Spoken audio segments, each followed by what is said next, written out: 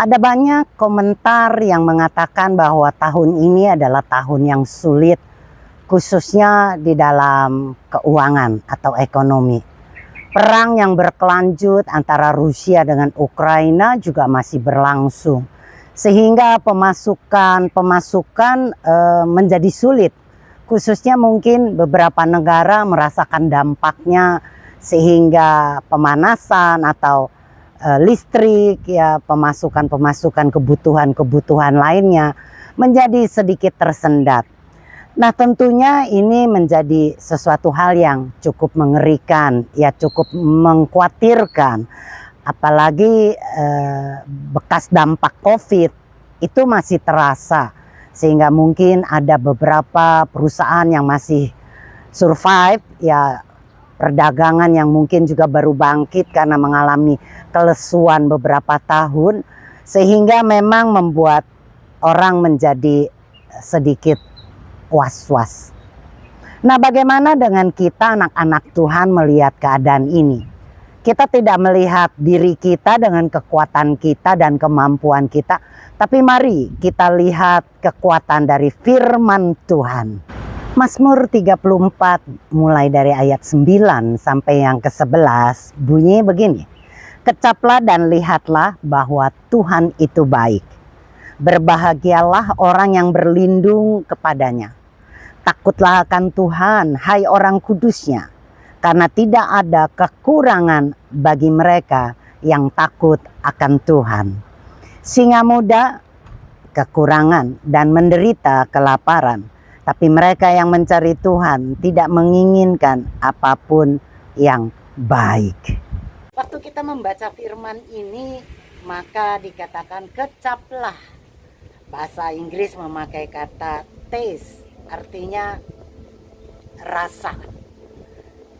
Kecaplah, rasakanlah kebaikan Tuhan.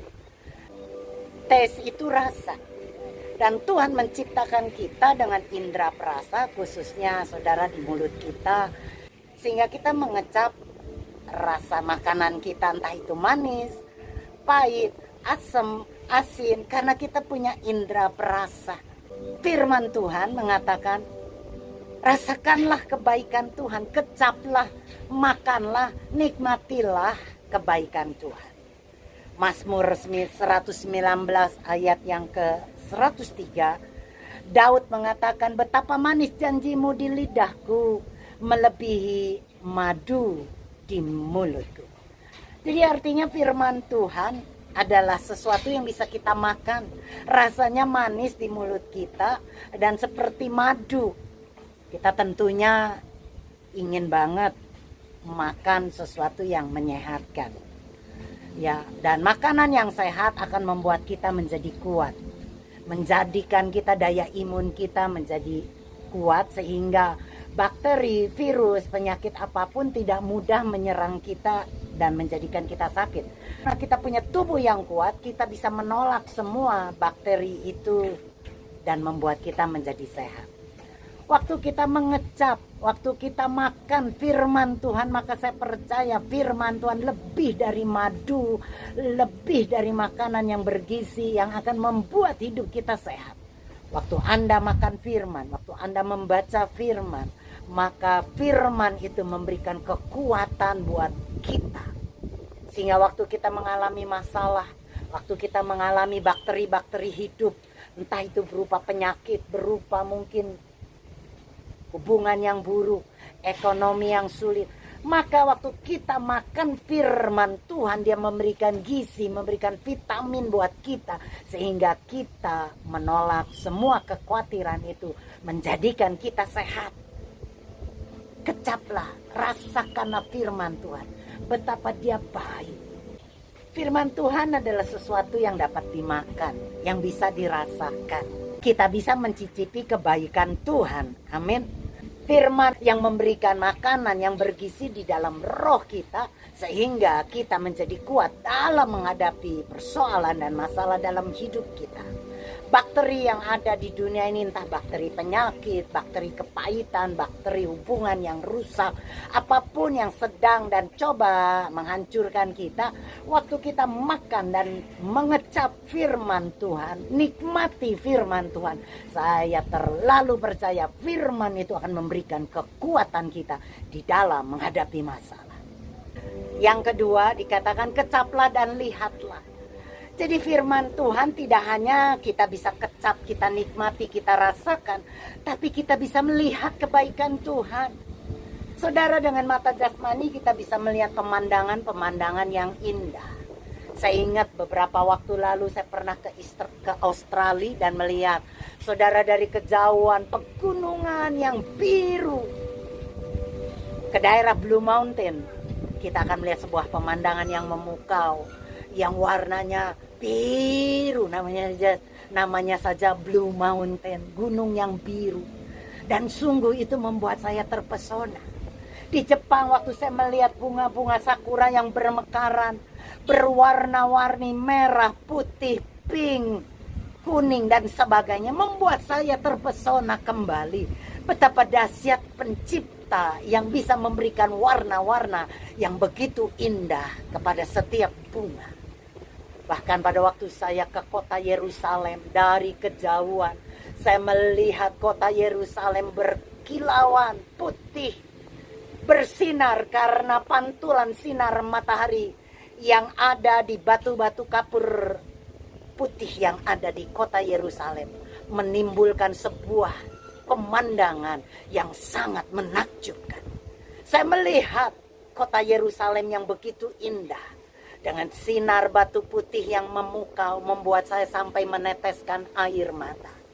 Kalau saja kota Yerusalem yang jasmani kita bisa lihat, betapa lebih memukaunya lagi Yerusalem surgawi yang akan kita miliki. Amin.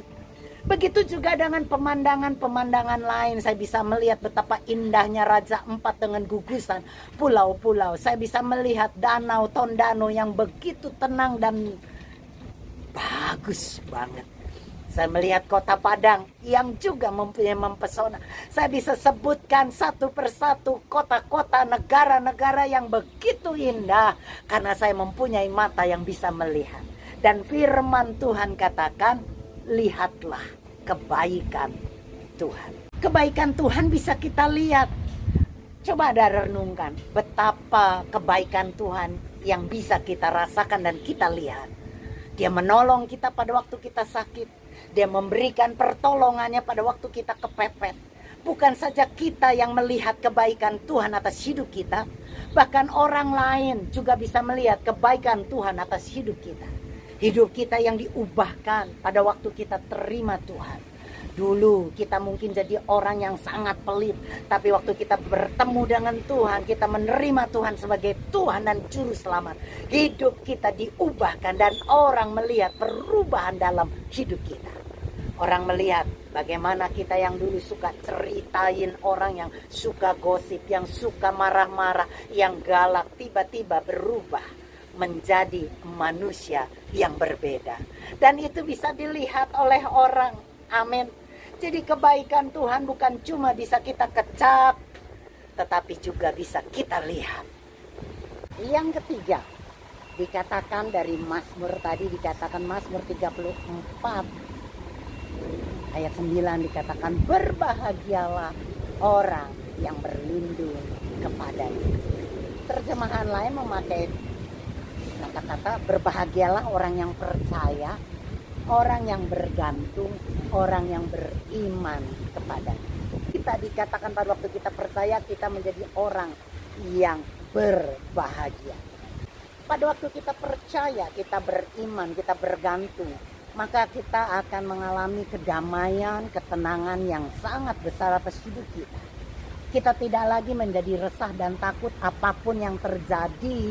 Kita percaya Dia adalah Bapa yang baik, Dia pasti memelihara kita, maka kita akan aman. Tuhan Bapa kita pasti lebih tahu memberkati kita dan memberikan berkat kepada kita, anak-anaknya. Jadi kita berbahagia pada waktu kita percaya. Burung di udara dipelihara, masa sih saya anaknya tidak dipelihara? Oh, bunga bakung dihiasi, masa sih saya tidak diperhatikan? Maka waktu kita percaya, kita dikatakan berbahagia. Yang keempat dikatakan, coba kita lihat yang keempat, takut akan Tuhan. Mazmur 34 ayat 10 dikatakan, takutlah akan Tuhan, hai orang kudusnya, karena tidak ada kekurangan bagi mereka yang takut akan Tuhan. Ayat ini jelas mengatakan takutlah akan Tuhan, hai orang kudusnya. Kita bukan orang kudus, Bu. Kita orang yang kotor. Kita bukan orang yang suci. Ada begitu banyak kesalahan dan dosa yang kita punya. Jadi makanya kita bukan orang kudus. Saya mau katakan firman Tuhan katakan, Anda dan saya adalah orang kudus. Walaupun saya bukan orang kudus aslinya, saya orang Jakarta. Tapi di mata Tuhan, di pandangan Tuhan, Anda dan saya adalah orang kudus. Pada waktu kita percaya kepadanya, maka kita dikuduskan olehnya. Jadi berbahagia kita, takut akan Tuhan, kita orang-orang kudusnya, maka tidak akan kekurangan bagi kita. Inggrisnya memakai kata bukan tidak kekurangan, tetapi tidak jadi miskin.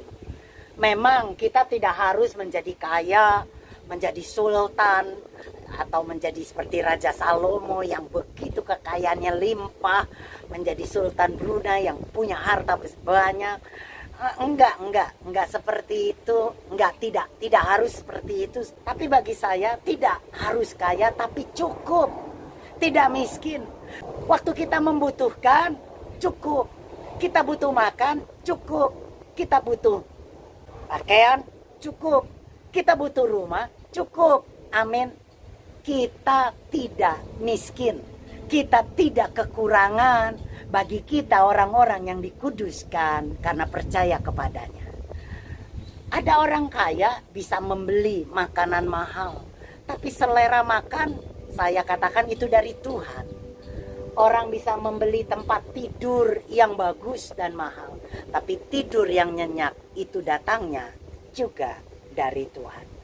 Orang mungkin berkata dengan uang bisa membeli begitu banyak perkara, bisa membeli banyak kesenangan, tapi kedamaian di hati itu dari Tuhan. Jadi kaya bukan soal kita punya banyak uang, tapi buat saya kita tidak miskin. Kita cukup, kita berkecukupan, dan Tuhan cukupkan kita.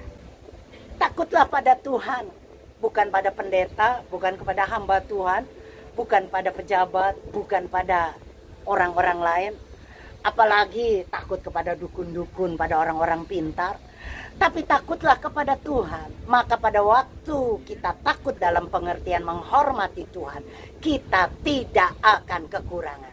Waktu kita menghormati Dia, kita takut akan Dia, maka tidak akan miskin. Amin. Yang kelima, yang terakhir dikatakan, singa muda kelaparan, tapi mereka yang mencari Tuhan tidak kekurangan apapun. Saudara, singa muda adalah singa yang usianya sangat prima di dalam hidupnya. Dia bisa mencari mangsa dengan begitu mudah, beda dengan singa tua. Singa tua tidaklah seperti dulu di mana dia bisa mencari mangsa dengan mudah, karena kekuatannya sekarang sudah terbatas karena usianya yang tua. Mungkin pada waktu dia berhadapan dengan binatang-binatang yang besar dan buas, singa tua akan sedikit kerepotan. Tapi beda dengan singa yang muda. Singa muda jarang kelaparan. Singa tua karena keterbatasan tenaga dan usianya, maka akan sedikit sulit mencari mangsanya. Sedikit sulit mencari makanan. Tapi tidak dengan singa yang muda. Di Afrika pada waktu musim kemarau yang panjang dan terik, rumput-rumputan, tanam-tanaman menjadi kering dan mati. Sehingga menyebabkan banyak binatang-binatang tidak bisa mendapatkan makanan dan akhirnya mati kelaparan.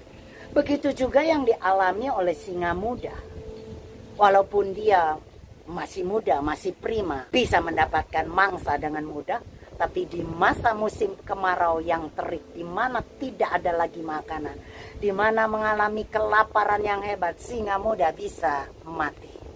Tapi bagi kita dikatakan tidak akan kekurangan. Amin. Tidak akan jadi miskin, tidak akan mati kelaparan.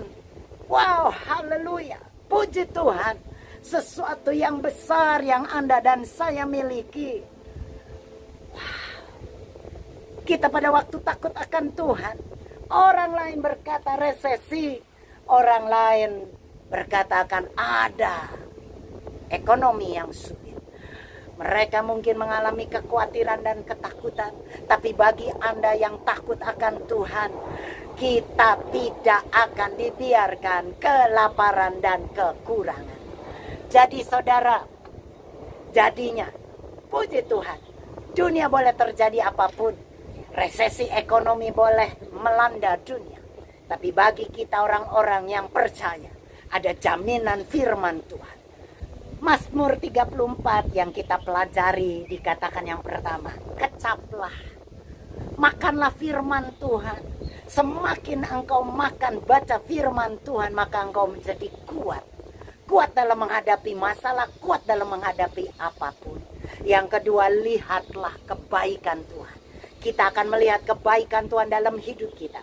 Bukan cuma kita yang bisa melihat kebaikan Tuhan, tapi orang lain akan melihat. Yang ketiga, berbahagialah kita orang-orang kudusnya. Berbahagialah kita karena kita sudah dikuduskan. Bukan dengan usaha kita, dengan kekuatan kita, tetapi kita waktu percaya kita menjadi orang-orang kudusnya. Dan waktu kita percaya maka kita dikatakan berbahagialah. Yang keempat, takutlah akan Tuhan. Pada waktu kita hormat dan takut kepada Tuhan, maka kita tidak akan jadi miskin. Yang kelima, singa muda mungkin kelaparan. Dunia mungkin kelaparan, orang lain mungkin kelaparan, tapi Anda dan saya akan dipelihara Tuhan. Kita tidak akan kelaparan. Apapun yang terjadi atas dunia ini, percayalah, janji Tuhan lewat Mazmur 34, kita boleh tenang menghadapi apapun juga. Amin. Shalom bagi Anda, shalom bagi Indonesia, shalom bagi kita semua.